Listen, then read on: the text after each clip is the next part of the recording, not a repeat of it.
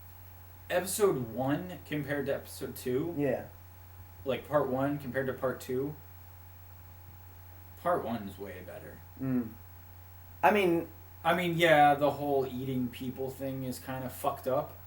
You think? But part 1 was way just fucking like, I didn't feel like as much of an asshole in episode 2 than I did in part 2 than I did in episode 1. Episode 1, I felt like a fucking asshole. Really? In part 2, I was like, this is fucked up. I felt like more. But I'm doing what I can. I'm getting our fucking people out of here. Whereas in part 1, I was like, holy fuck, why do I hate myself? Like I literally, I literally got done with part 1 and I'm like, I feel like a fucking asshole. I felt worse in 2 than 1 simply because of the choices you have to make of like, okay, who do I give food to? The kids, obviously. I know, obviously, but still, there's still hard decisions to make with that. Because, especially with, I don't know. Yeah. And then there's the thing with fucking Kenny and the salt liquor. The what? Salt liquor? Yeah, we crushes Lily's dad. Oh, yeah, when he drops the box. I couldn't stop that. He drops the box on his head. Yes, and then of course there's the part where everyone's about to eat the people meat, and I couldn't stop Clementine from eating, because I yelled out, "It's people!" I tried to yell at the most direct thing possible, and no one got that. And I thought that would be the one thing to say, and then Clementine ate the meat, and I was just like, what the fuck? I'm Lee. I don't remember. I think I got her to stop eating it, but I can't remember. No, I can't remember. And I felt so bad because I'm just like, I'm supposed to be protecting this little girl, and she just ate meat. And she just had a little bit of human meat. She'll be fine. But not like she'll. It's not like she'll turn into a cannibal. Still, it's just the way that the characters and the dialogue are written that just made me feel really bad anytime Clementine had to go through some shit, and that kid's gonna be fucking traumatized by game's end. She goes through some just terrible, terrible things, and she's only 8 years old. Yeah. And I'm playing as a character, Lee, who never had any kids. He's not ready for this kind of responsibility, and I have to protect her and try to save these other people. And it's just not working out. And it's just crazy, and I just... The way that the dialogue is written is just... There's never one point where Lee says anything where I'm like, you know what, no. I wouldn't say that. And there's no... Because usually when you have dialogue options, there's that weird dissonance of like what the character would say and what the player would say. Yeah. But I never feel that ever happens. Right. And I feel like Lee is genuinely an interesting enough character. But Clementine, even though the focus is on the humans and the group itself, Clementine is the real focus of the game. And Telltale's already said, save your save files for Season 2. Oh, so they are doing a Season 2. Yeah. But Sweet. I have no idea how they're going to do a Season 2 unless Clementine is in Season 2. She has to be the connective tissue. Unless they just do all new characters. Yeah, but Clementine, I think she should be in Season 2. It should be how she... And she'll be like 12 years old and she'll be fucking badass. Yeah, just like, it has to be how she survived so long without everybody else.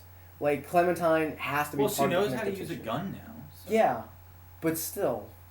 Like, I just feel like we need to see how well she's taken these lessons and learned them. Yeah. Season 2, 2 years later. Oh, I cannot wait for Walking Dead, and I cannot wait. I know I'm going to feel like even more of an asshole in Season 2. They're going to ramp it up somehow, but... I didn't even know they were getting a Season 2. So they are. That's really, really, really cool. Yeah. That's awesome, dude. Wow. That's an intense number 1. That's the only one that could be my number 1. Yeah, that's true. Wow. Man. So, that's it. We've gone through all the lists. Yeah.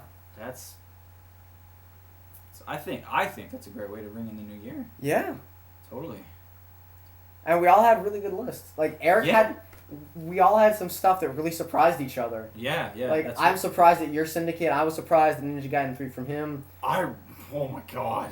You were surprised at my Walking Dead #1. I was really surprised at Eric's Ninja Gaiden 3. Like, everyone that I talk to that are Ninja Gaiden fans, and I mentioned Ninja Gaiden 3, I might as well be insulting them. Like, they're just like, oh god, like, what the fuck? No, fuck you. Yes.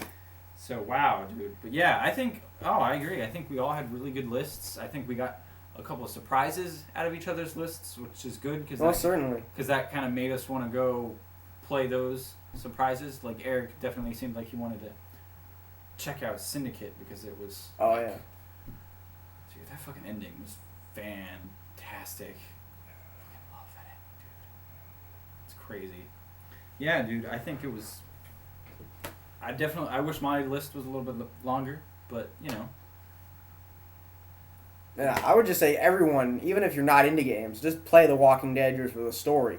It's phenomenal. If you got an iPhone, dude, or an iPad... What are you waiting for? Play it. I mean, you can play those games even if you have, like, a Kindle or a tablet, right? I don't know. I mean, if you have a Kindle or a tablet, I know you can play it on the iPhone and the iPad. If you are capable of playing it on a Kindle or tablet or iPhone or iPad or whatever, play that game. It's amazing. Yeah, dude. I mean, it's fucked up in so many ways, and it is really sad, but it is the most engaging story I've ever played. It's awesome, dude. Yeah, I can't wait to finish it. I wish I had finished it before 2010 ended. I tried to. For some reason, I wasn't able to, and it's unfortunate that I wasn't able to finish it and put it on my list for my top games of 2012. But I still plan on finishing it because I definitely want to know what happens and I definitely want to know how it ends. So, but I definitely, you know, I think 2012 is going to be an even better, or 2013 is going to be an even better year with games. We've already had a pretty good start with stuff coming out. Oh yeah. I mean, I gotta say, I think February through March is probably... It's a really solid start. Yeah, I definitely agree. It's definitely a really solid start. Yes. February through March. And I already have to... January through March. I already have to say, and if Nick is listening, I don't know if it's going to piss him off, DMC, early contender for Game of the Year for me. Really? Yes. Ooh. It is really impressing the hell out of me. Awesome. Yes. Can't wait. Excellent. All right. Well, I think that's going to do it for this episode of the... For this episode. Push Play Podcast. So stay tuned, and thanks, everybody. Woo!